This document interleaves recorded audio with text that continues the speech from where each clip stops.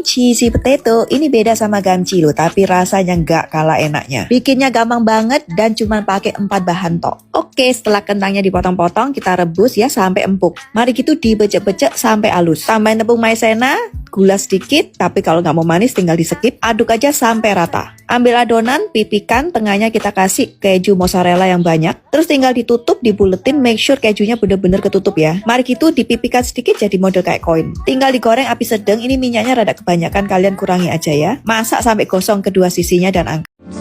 Lagi pengen banget beli ini tapi nggak kesampean. Jadi akhirnya aku bikin sendiri di rumah. Mochi blueberry yang manis, chewy, enak banget dimakan pas cuaca lagi panas-panasnya. Yuk langsung ke cara bikinnya. Untuk bahan-bahannya udah aku tulis di video. Nah ini tuh gampang banget bikinnya. Tinggal campurin aja semua bahannya satu persatu. Terus diaduk sampai semua bahannya tercampur. Nah kalau udah jangan lupa disaring biar adonan mochinya mulus nggak bergerindil. Tutup pakai plastik wrap terus ditusuk-tusuk biar ada sedikit udara. Masukin di tempat kukusan yang udah dipanasin sebelumnya. Kukus selama 30 menit. Sambil nunggu mochinya mateng, kita siapin dulu isiannya. Bahannya udah aku tulis di video. Kalau whipped creamnya udah kaku, tinggal dimasukin aja ke piping bag. Nah, mochinya udah mateng, tinggal diuleni aja pakai maizena yang udah disangrai. Taburin maizena sangrai di atas alas, pindahin adonan mochinya, terus tinggal diuleni. Lihat kan adonan mochinya bisa secuy ini. Terus adonannya dibagi-bagi, kurang lebih 40 gram. Pipihin pakai rolling pin. Nah, kalau udah selesai, tinggal kita masukin fillingnya, whipped cream sama selai blueberry. Untuk ujungnya bisa dilipat-lipat kayak gini, terus dipelintir, terus sisanya bisa digunting.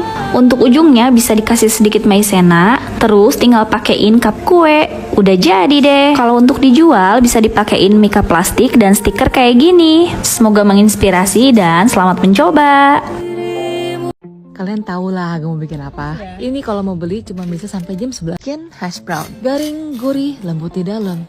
Boleh lah. Mirip sih. Pertama, kentang kita parut gede gitu, kita akan buang airnya di peres gitu. Tenang, udah cuci tangan. Terus rebus di air yang sudah dikasih garam. Ini gue rebusnya kayak 6 sampai 7 menit doang, jangan lebih. Gue pengen dia matang tapi masih bertekstur, nggak mushy. Saring, tunggu sampai nggak panas lagi, kita bakalan peres pakai kain yang bersih. Soalnya kalau basah nggak bisa bentuk hash brownnya. Kalau udah kita kasih maizena, garam, lada, chicken powder, garlic powder, dan lelehan mentega tawar. Kalau demen gurih pakai mentega asin atau margarin juga boleh sih. Ini loyang gue kasih parchment paper anti lengket dan gue bentuk hash brownnya jadi kayak oval gini. Mau kotak, lonjong, terserah dah. Simpan di freezer sampai benar-benar beku. Freezer. Kalau udah beku baru kita goreng di api sedang sampai golden crispy and delicious. Ini satu resep dapat 9 piece lah. Tiriskan biar gak sakit tenggorokan. Cakep kan?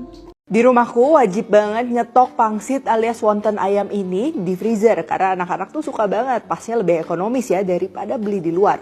Supaya pangsit ekstra wangi dan nutupin aroma amis ayam, ini aku bikin dulu minyak bawang merah yang tinggal kita goreng aja seperti ini hingga kering. Dan kalau suka bisa tambahkan daun bawang, cuman tumisnya ini sebentar aja ya supaya hijaunya tuh dia masih cerah. Biarkan dingin, sekarang bikin adonan ayamnya. Mulai dari bawang putih yang sudah diiris-iris, lalu ayamnya ini setengah aku mau halusin, setengah lagi nanti chop kasar. Bumbu-bumbu juga ini masukin ya, lalu chop hingga halus dan juga lengket. Nah kalau udah kayak gini baru kita masukin sisa daging ayamnya beserta bahan-bahan lainnya. Kalau kalian suka lembut ini bisa tambahkan air, tapi kalau lebih suka padat airnya ini bisa di skip. Oh iya, kalau kalian mau campur udang atau ebi itu juga bisa ya, pastikan aja resepnya disesuaikan. Untuk pangsit rebus aku lebih suka kulitnya pakai yang tipis seperti ini. Kalau kalian mau bikin sendiri, aku udah pernah share resepnya di YouTube channelku. Nah kalau udah kayak gini, bungkusnya kalian bisa membentuk wonton seperti ini atau bisa juga dilipat biasa, itu sesuai selera. Nah kalau mau simpen dalam keadaan mentah, pastikan oleskan dengan sedikit tepung maizena atau tapioka. Taruh di wadah yang sudah dialasi dengan plastik. Kalau kalian mau tumpuk, jangan lupa alasi kembali dengan plastik dan jangan terlalu penuh ya, karena nanti bakalan lengket. Untuk penyajian ini bisa dikukus ataupun direbus. Nah untuk air rebusannya ini aku nggak akan pakai. Lalu untuk resep kaldu ayam dan lain-lain aku udah share selengkapnya di YouTube channelku. Resep adonan crepes yang kriuk, enak dan anti gagal serta bisa buat ide jualan ala The Crepes. Bahan adonannya ini terbuat dari 100 gram tepung beras, 3 sendok makan tepung maizena, 3 sendok makan tepung terigu serbaguna, 2 sendok makan gula pasir, setengah sendok teh baking powder, diaduk sampai rata dahulu, tambahkan 1 butir telur ayam, 1 sendok teh pasta vanila, dan 300 ml susu putih UHT, diaduk sampai dengan rata ya. Panaskan pan anti lengket, masak 50 ml adonan dengan api kecil. Kalau sudah kecoklatan, bisa diisi dengan bahan manis ataupun bahan isian asin sesuai dengan selera kamu. Di masa depan, jika ingin makan kue, Anda tidak perlu keluar untuk membelinya. Dengan rich cooker dan 6 butir telur, Anda dapat dengan mudah membuat kue yang lembut, empuk, dan lezat yang bahkan lebih baik daripada yang ada di toko kue. Metodenya sederhana dan pasti berhasil. Bahkan pemula bisa sukses pada percobaan pertama.